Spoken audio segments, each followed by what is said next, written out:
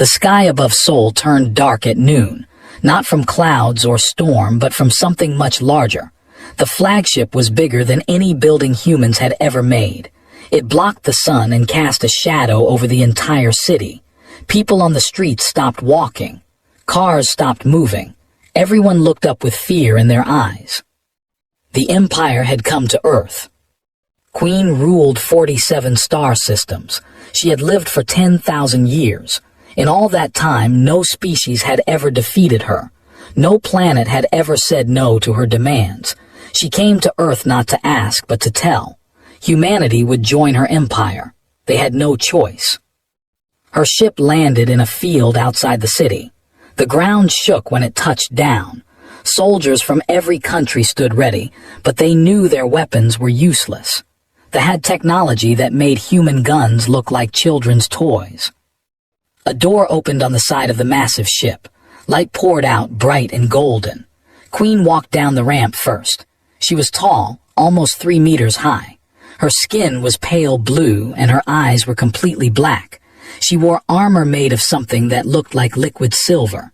Behind her came hundreds of warriors, each one carrying weapons that hummed with strange energy. But there was someone else too. A young female walked a few steps behind the queen. Her name was. She was the queen's youngest daughter.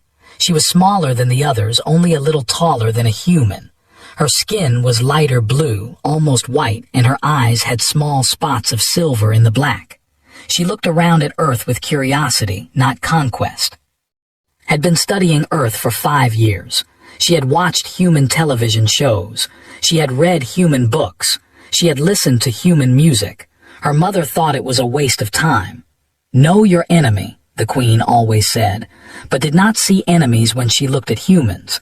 She saw something her own people had lost long ago. The diplomatic meeting took place in a large building in the center of Seoul. World leaders sat on one side of a long table. Queen sat on the other side, alone.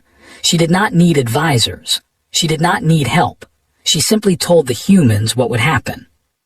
Your planet will become part of the empire, she said. Her voice was cold and flat. You will provide resources. You will provide workers. In return, we will not destroy you. The human leaders tried to negotiate. They asked for time. They asked for better terms. They asked for respect. Queen did not understand these requests. In her mind, she was already being generous. Most species did not get warnings. They simply got conquered. Sat in a corner of the room, watching everything. She saw how the human leaders looked at each other. She saw the fear in their eyes, yes, but she also saw something else. She saw determination. She saw anger. She saw the look of people who would not give up easily. This fascinated her. The meeting went on for hours. Grew bored of the same arguments repeated again and again. She stood up quietly and walked toward a side door. Her guards moved to follow her, but she waved them away. I need air, she said. Stay here. The guards hesitated. They were supposed to protect her at all times, but was a princess. They could not force her to do anything, so they stayed and she walked out alone. Outside, the night was cold, was not used to cold. The home world was warm all year. She wrapped her arms around herself and walked through a small garden next to the building. Trees with no leaves stood like skeletons against the dark sky. A small pond reflected the lights from the building. She found a bench and sat down. For a moment she just breathed. The air on Earth smelled different. It smelled alive. It smelled like growth and change and possibility. You look cold. The voice came from behind her, turned quickly, her hand moving toward the small weapon hidden in her sleeve. A human male stood there. He wore a military uniform, simple and green. He was young, maybe 25 years old by human counting. His face was kind, with warm brown eyes and short black hair. His name was. He was a sergeant in the Korean army, assigned to guard the outer fence of the building. He had seen someone sitting alone in the garden and came to check. In the dark, he could not see that she was not human. Here, he said. He took off his jacket and held it out to her. It is very cold tonight. stared at him. No one had ever offered her anything before. In the Empire, people bowed to her. People feared her. People gave her things because they had to, not because they wanted to. But this human did not know who she was. He simply saw someone who was cold. She took the jacket slowly. "Thank you," she said. Her voice sounded strange to her own ears, softer than usual. "You are not from the meeting, are you?" asked. He sat down on the other end of the bench, keeping a respectful distance. "You do not look like a politician." Almost laughed. "No, I am not a politician." Good, smiled. Politicians make everyone uncomfortable, all those big words and empty promises. "You do not like politicians."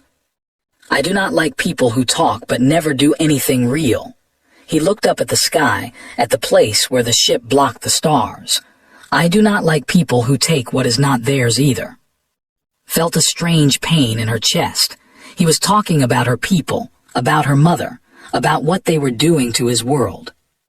"What do you think will happen," she asked, "with the visitors?" Was quiet for a moment.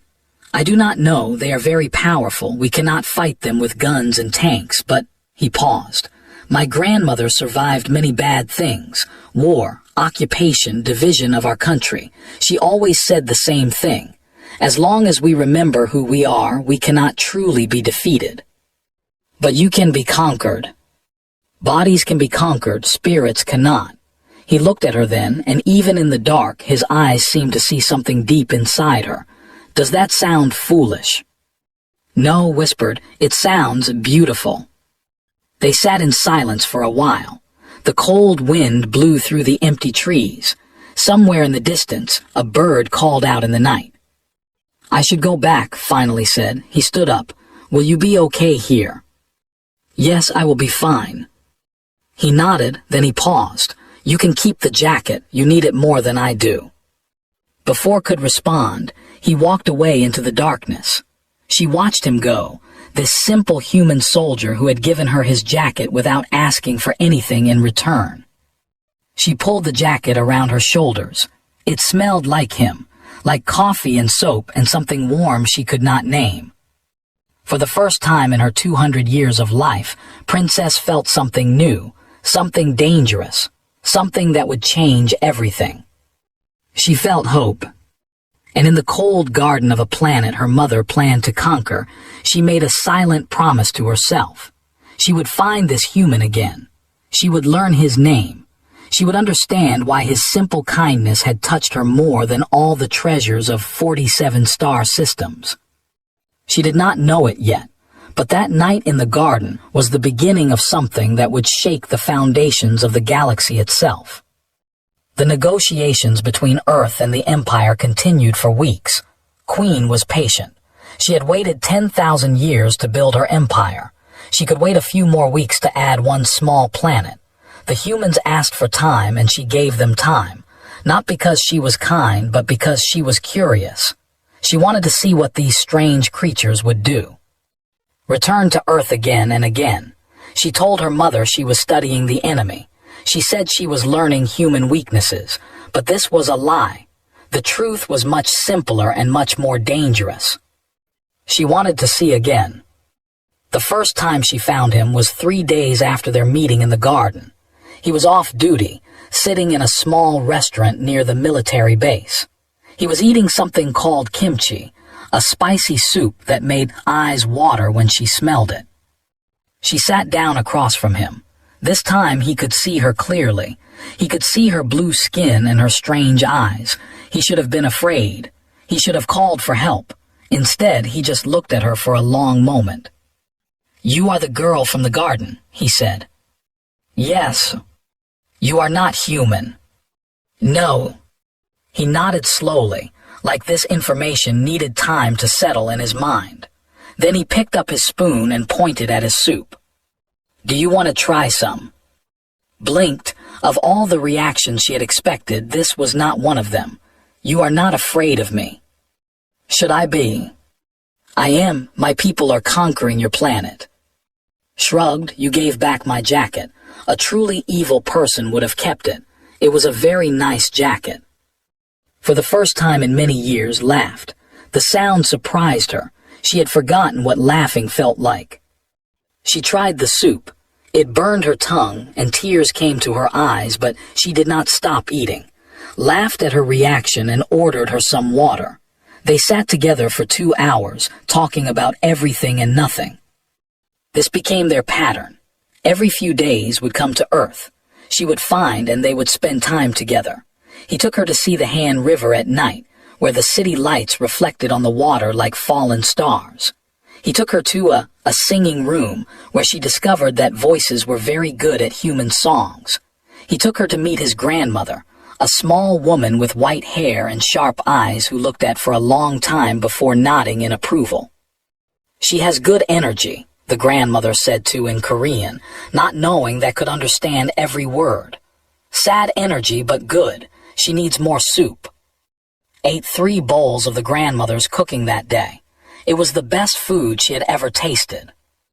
But it was not the food or the sights that kept coming back. It was himself. He treated her like a person, not a princess. He argued with her when he disagreed. He made jokes at her expense. He asked her questions about her life and actually listened to her answers. "Tell me about your home," he said one evening. They were sitting on a hill overlooking the city, watching the sun go down. "It is beautiful," said slowly. "Our cities shine like jewels. Our technology can do almost anything. We have no disease, no hunger, no poverty." "It sounds perfect." "It sounds perfect," she agreed. "But it is not. We have forgotten how to feel things. Everything is controlled. Everything is planned. When I was young, I tried to write a poem. My teachers told me it was a waste of time. Art does not serve the empire, they said. Feelings are weakness. That is the saddest thing I have ever heard." Looked at him. "Your people have so little compared to us. Your lives are so short, but you have something we do not." "What is that?" "You have fire inside you, a burning that makes you create and dream and love and fight. We had that once 10,000 years ago, but we traded it for power, and now," she looked up at the darkening sky, "now we are just machines pretending to be alive." Was quiet for a long time. Then he reached over and took her hand. His skin was warm against her cold fingers. "You are not a machine," he said. "Machines do not cry." Touched her face. She had not realized that tears were falling from her eyes. Back on the flagship, Princess Sira watched the security recordings with growing anger. Sira was the oldest daughter, the heir to the throne. She was everything was not.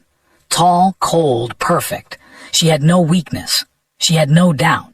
And she had no patience for her younger sister's foolishness. "Look at her," Sira said to herself, holding hands with a human, eating their disgusting food, laughing like a child. She went to her mother's chambers. Queen was studying battle plans for the next system she planned to conquer. She did not look up when Sira entered. "Mother, I must speak with you about." "What about her?" "She has been spending time with a human, a male of no importance, a common soldier." Now the queen looked up. Her black eyes showed no emotion, but Sira knew her mother well enough to see the anger building beneath the surface. "Show me." Sira played the recordings. The garden, the restaurant, the river, the hill, each image made the queen's face grow darker. "This is unacceptable," Queen said finally.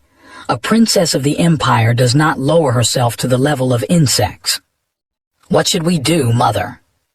The queen stood. Even sitting, she was impressive. Standing, she was terrifying. "Bring her back, and bring the human. I want to see for myself what has captured my daughter's attention. I want to understand what weakness has infected her mind." "And then," Queen's smile was cold and cruel, "and then I will cut out the infection, permanently." That night was eating dinner with and his grandmother when the soldiers came.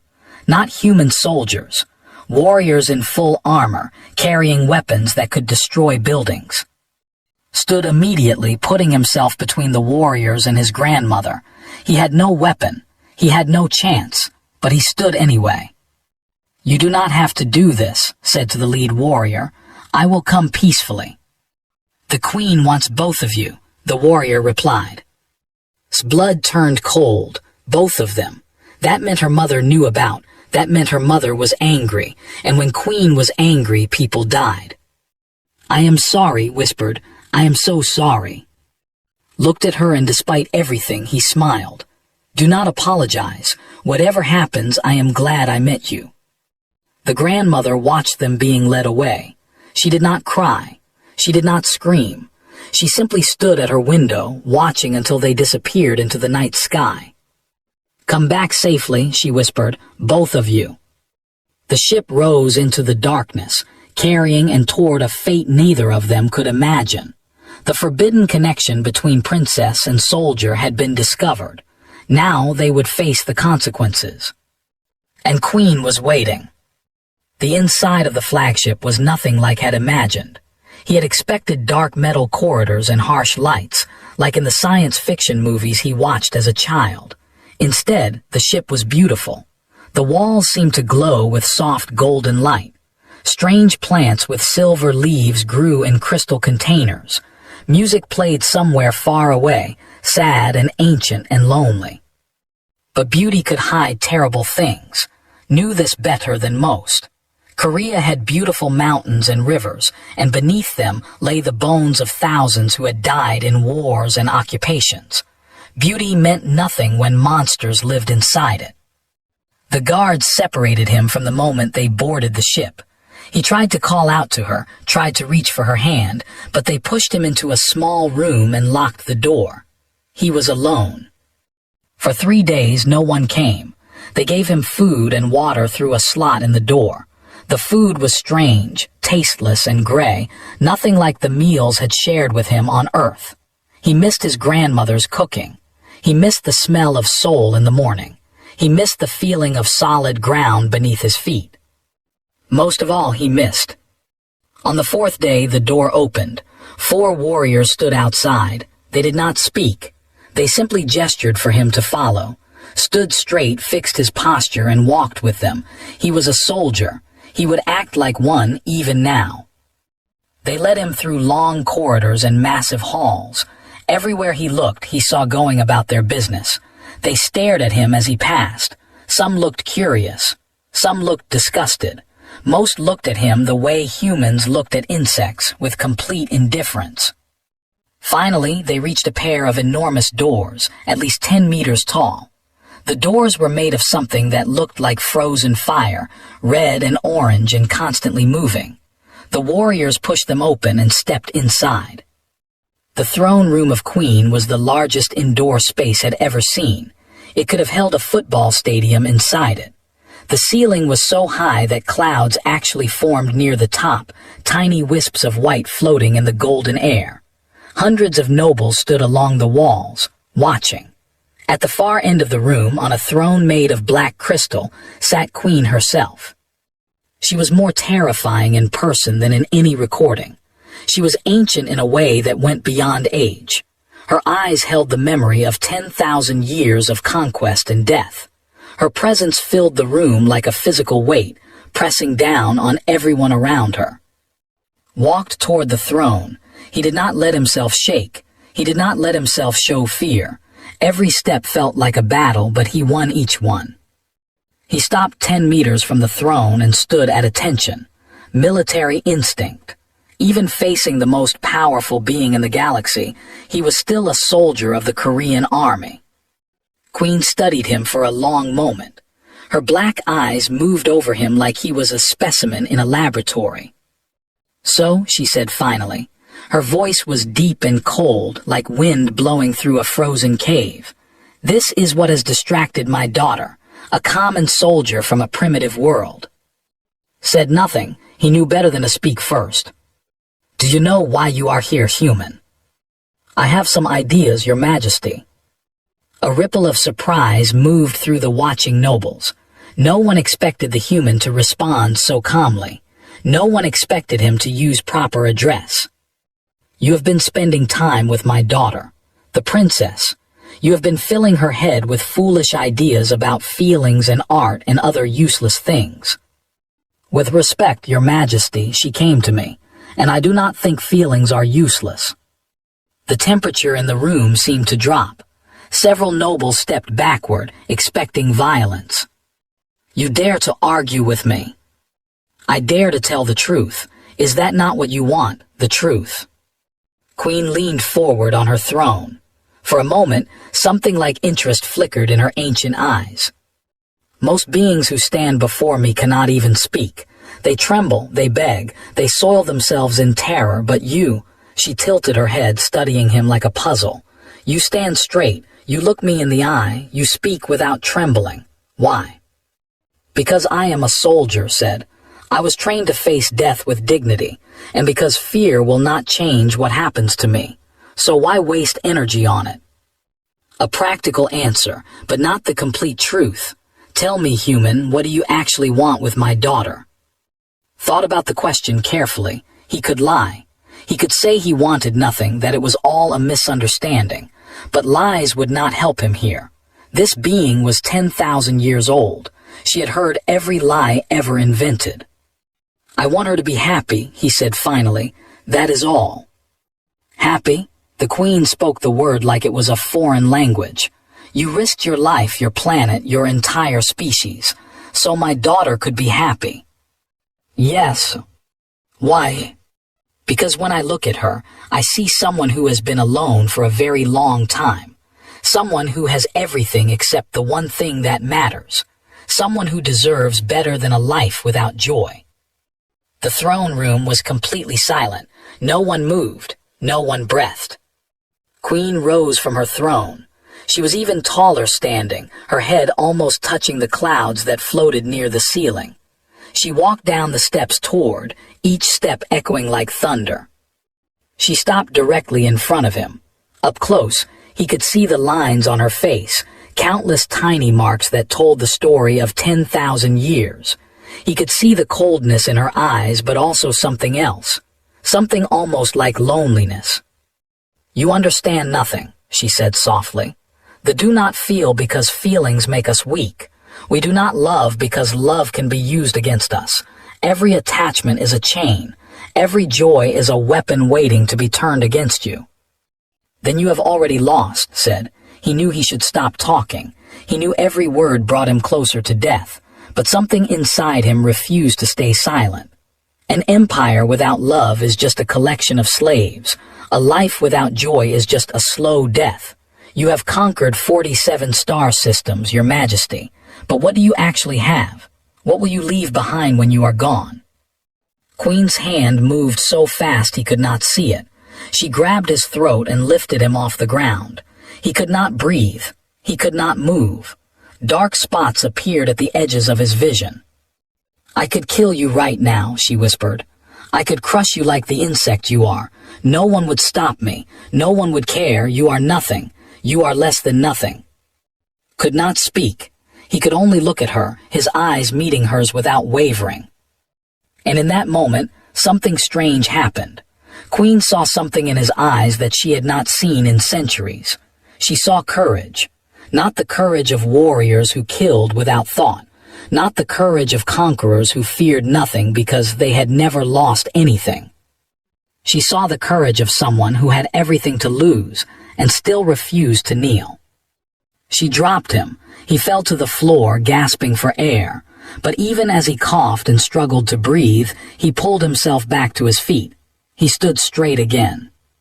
"You have courage," the queen said. "Useless courage, but courage nonetheless." She turned and walked back toward her throne. "Tell me, soldier, do you know what happens to species that resist the—" "They lose," answered, his voice rough from her grip. "But they make you remember them." Queen stopped walking. She stood very still for a long moment. Then slowly she smiled. It was not a kind smile. It was the smile of a predator who had found interesting prey. "Yes," she said, "yes, they do." She returned to her throne and sat down. Her eyes never left. "I have decided not to kill you. Not yet. You interest me, human. You are either very brave or very stupid. I want to find out which." She raised her hand, and the doors behind opened. "Take him back to his cell. and bring my daughter to me. I think it is time we had a conversation about her choices." The guards led away. As he walked through the doors, he looked back over his shoulder at the ancient queen on her throne of black crystal. She was still watching him. And for the first time in 10,000 years, Queen felt something she had almost forgotten. She felt uncertain. Had been kept in her own chambers since arriving on the flagship. Her rooms were beautiful, filled with treasures from 100 conquered worlds, but they felt like a prison. Guards stood outside her door at all times. She could not leave. She could not contact anyone. She could only wait and worry about what was happening too. When the summons came from her mother, felt ice form in her chest.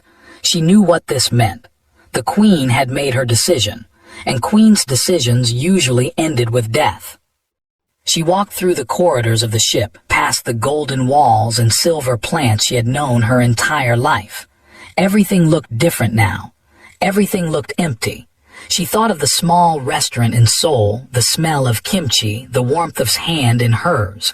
That was real. This was just decoration. The throne room doors opened before her, stepped inside and stopped. Was there. He stood in the center of the room, surrounded by guards. He looked tired and thin, but he was alive. When he saw her, his face lit up with a small smile. Despite everything, despite the guards and the queen and the certain death they both faced, he smiled. Felt tears burning in her eyes. Queen's voice cut through the air like a blade. "Come, stand before me." Walked forward until she stood beside. She wanted to take his hand. She wanted to tell him she was sorry, that this was all her fault, that she should have been more careful. But there was no time for that now. "Mother," she said, "please. Whatever you are going to do, do it to me. He is innocent. He did nothing wrong." "Nothing wrong." The queen's laugh was cold and sharp. "He has corrupted my daughter. He has turned a princess of the empire into a lovesick child. He has made you weak." "He has not made me weak. He has made me alive." The nobles watching gasped. No one spoke to the queen this way. No one challenged her judgment. Felt her sister Sira staring at her from the side of the room, her perfect face twisted with disgust. Queen stood from her throne. She descended the steps slowly, her silver armor gleaming in the golden light. "You think you know what life is?" she asked. "You think this human has taught you something I cannot. I have lived for 10,000 years. I have seen empires rise and fall. I have witnessed the birth and death of stars. What can this creature possibly offer that I cannot?" "Love," said simply. "He can offer love, and that is something you have never given me." The words hung in the air like poison. Queen stopped walking. Her face showed no emotion, but something flickered in her ancient eyes. Pain, anger, could not tell. "Love," the queen repeated. "You would throw away everything, your title, your power, your place in history, for love." "Yes, for this human, this short-lived, fragile, insignificant human." "He is not insignificant to me." Queen turned to look at.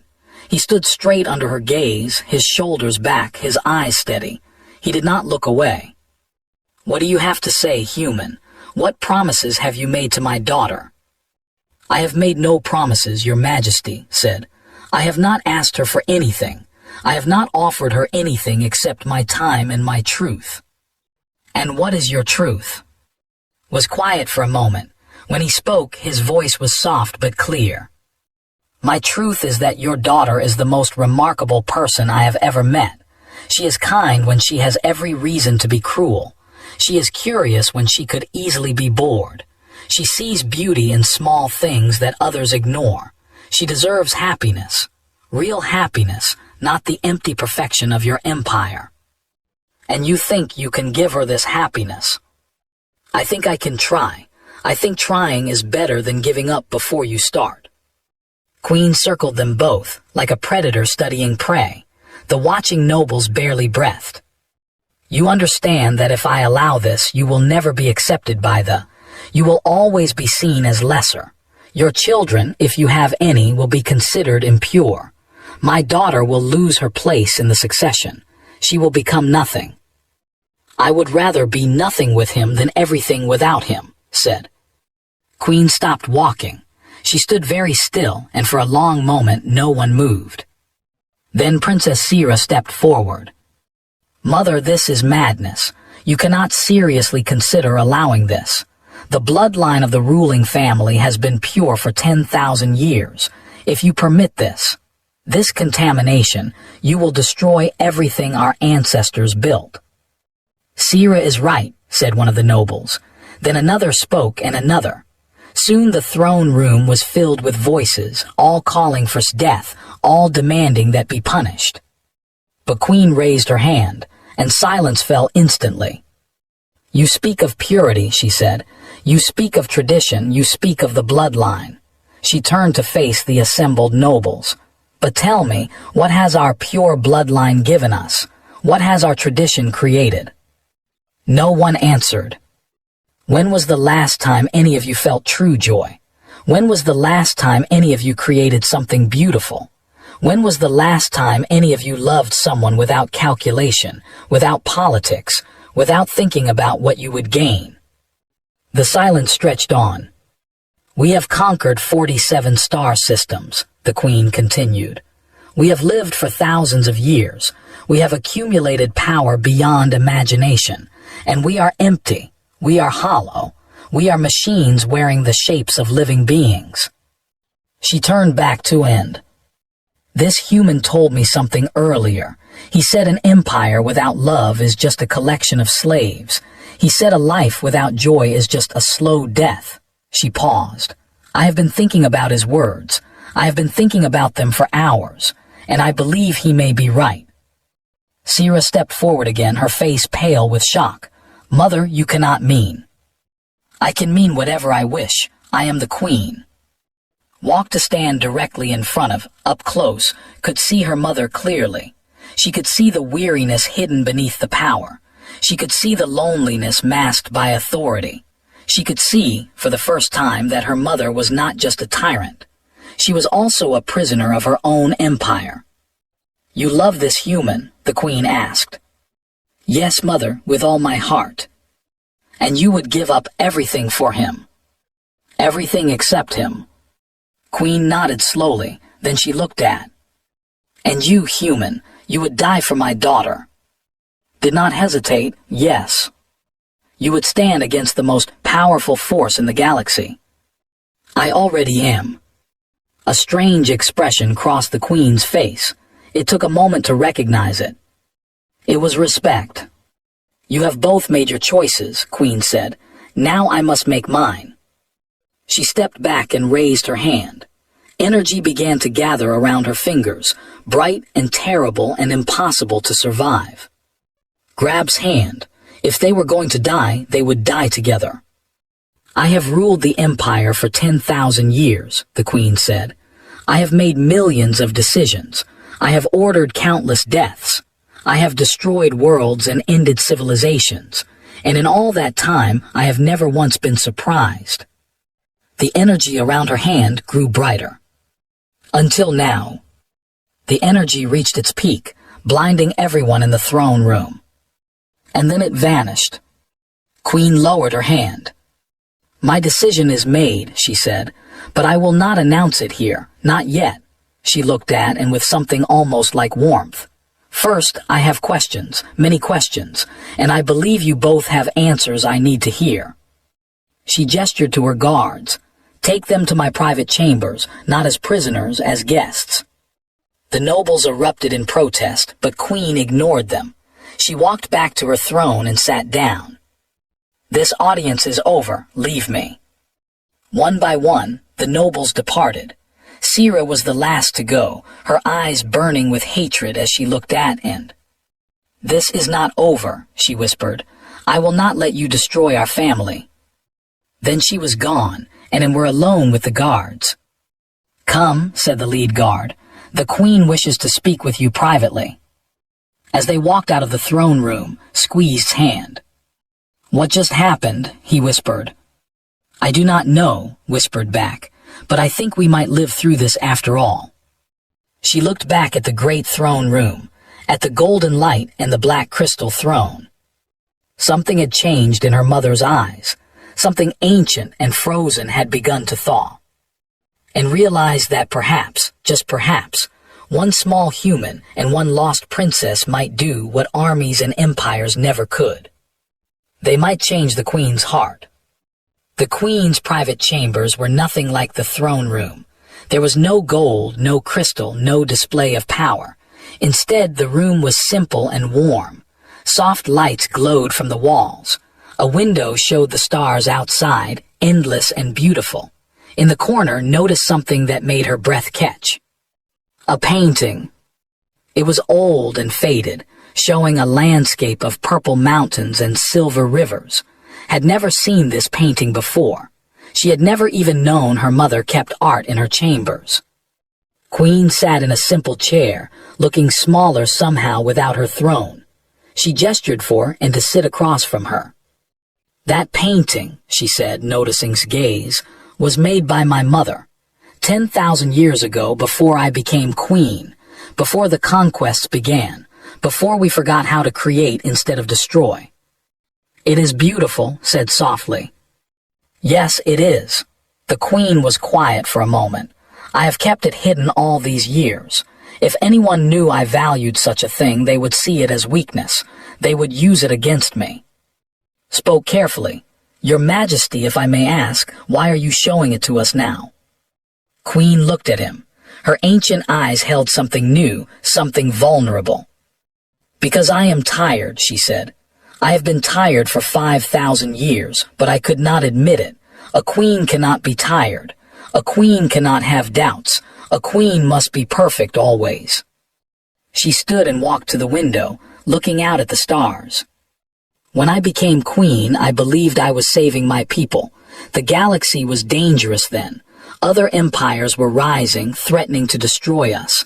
I made the strong. I made us feared. No one could hurt us anymore. But somewhere along the way, we lost ourselves. We became what we feared. We became the monsters that once threatened us. And I told myself it was necessary. I told myself it was the only way." She turned to face them. "Then my daughter brought a human to my attention. A simple soldier with no power, no wealth, no importance. And this human did something no one had done in 10,000 years. He looked me in the eye and told me I was wrong." Started to speak, but the queen raised her hand. "Do not apologize. You spoke the truth. An empire without love is just a collection of slaves. I have been repeating those words to myself all night. I cannot stop hearing them." She walked back to her chair and sat down heavily. "I built an empire that spans 47 star systems.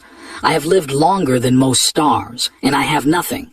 No joy, no peace, no love, just power and the fear that comes with it." Moved forward and knelt before her mother. It was the first time she had done this not out of duty, but out of genuine feeling. "Mother, it is not too late. It is never too late to change." "Is it not?" The queen looked down at her daughter with eyes full of pain. "I have done terrible things. I have ordered the deaths of millions. I have crushed entire civilizations. How can there be forgiveness for that?" "I do not know," admitted. "But I know that every moment is a choice.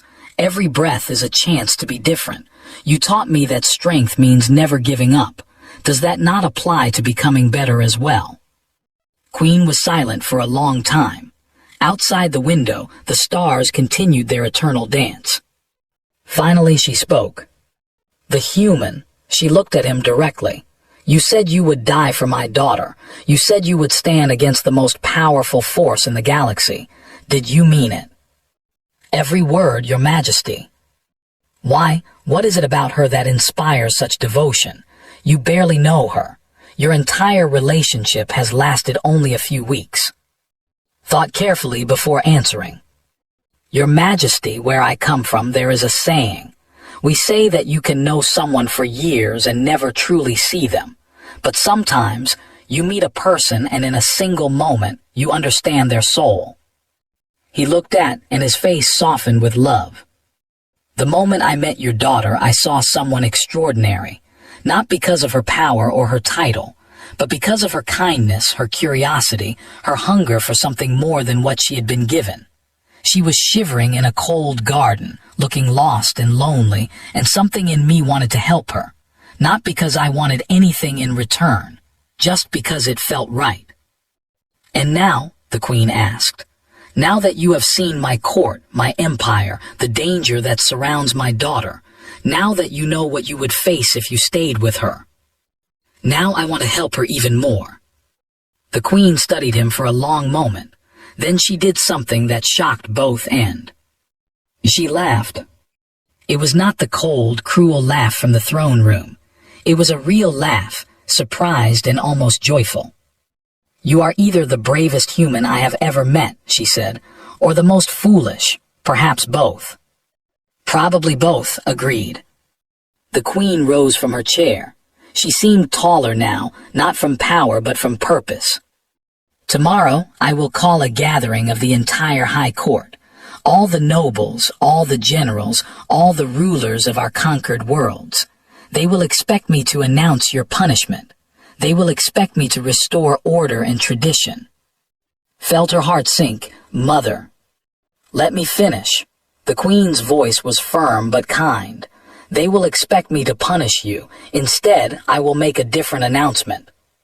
She walked to the painting of purple mountains and silver rivers. 10,000 years ago, my mother painted this before I destroyed the world she loved.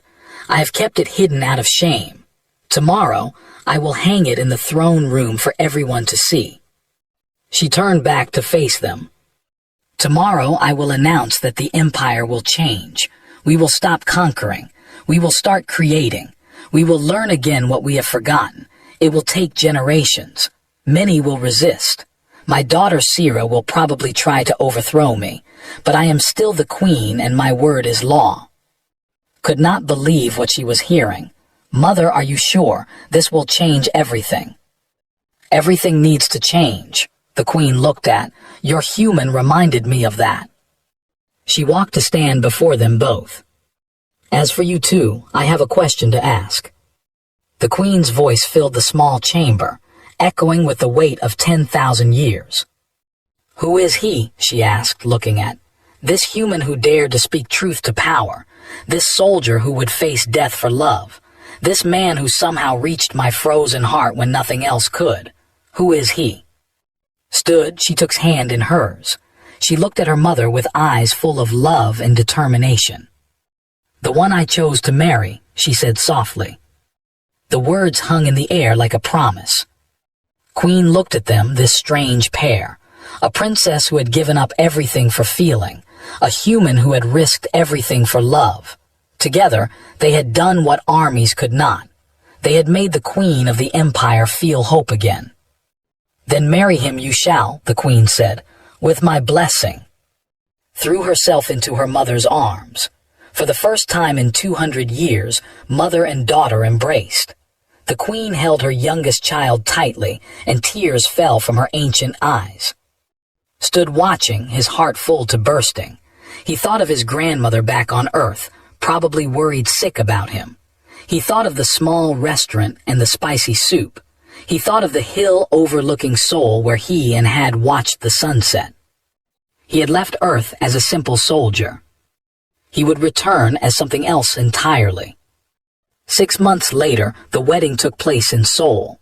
It was a small ceremony, attended by only close friends and family. His grandmother sat in the front row, crying happy tears. She had already adopted as her granddaughter and spent every day teaching her new recipes. Queen attended, smaller somehow without her armor, almost like a normal person. She held his hand during the ceremony and smiled, a real smile, the first she had shown in thousands of years. The galaxy was changing. The empire was slowly transforming from conquerors to creators. There would be difficulties ahead. Princess Sira was already gathering supporters who opposed the changes. Other empires saw opportunity in this new peaceful stance. But for now, in this moment, none of that mattered. Stood before in a simple white dress, her blue skin glowing in the sunlight. wore his military uniform, the same one he had worn the night they first met. "I love you," whispered. "I love you too," replied. They kissed and the small crowd cheered. His grandmother nodded with satisfaction. "Good energy," she said to Queen, "both of them, good energy." The Queen laughed, and the sound was like music. Somewhere in the sky above Seoul, the stars continued their eternal dance, but one of them seemed to shine a little brighter now. History would remember many things about this time: the fall of the old empire, the rise of the new alliance between humans and aliens, the great changes that swept across the galaxy. But there was only one thing that mattered.